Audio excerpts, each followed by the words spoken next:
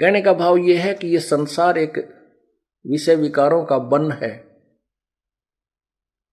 और जैसे कीकर के बबूल का बाग वन हो, उसमें जहां भी जाओगे कांटे लगेंगे।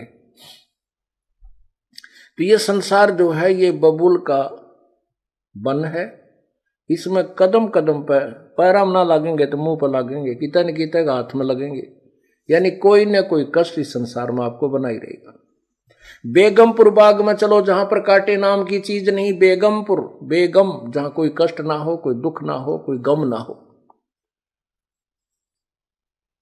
अब ये जैसे ये जो शब्द इस दास ने सुनाया है, ये एक नित्यानंद जी संत हुए हैं, उनका उनकी इसमें छाप लगी है। और वैसे ये यही शब्द कबीर परमात्मा की शब्दावली में भी है, उसमें 2 लाइन और एक्स्ट्रा है।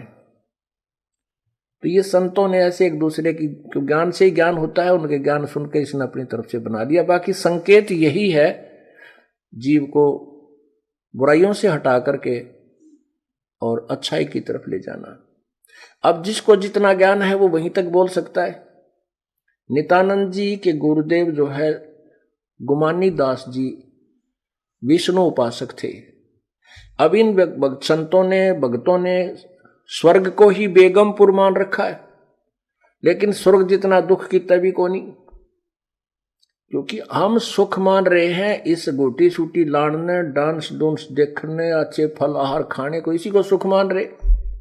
और वो स्वर्ग में अपने ही पैसों से, अपने धन से खूब प्राप्त है, वहां पर पर्याप्त भी है और प्राप्त भी है। कहने का भाव यह है कि हमने वो, इसने जो महापुरुष ने नित्यानंद जी को जो ज्ञान था, इसने स्वर्ग तक के ही जाने के लिए प्रेरणा दी है।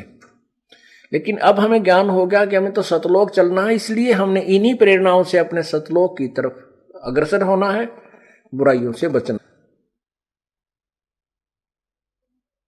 कहते भौरा ना भ्रम में इस विष के वन में, विषय विकारों का जो जहर रूपी जो वन है, इसमें मत चल बेगमपुर बाग रे।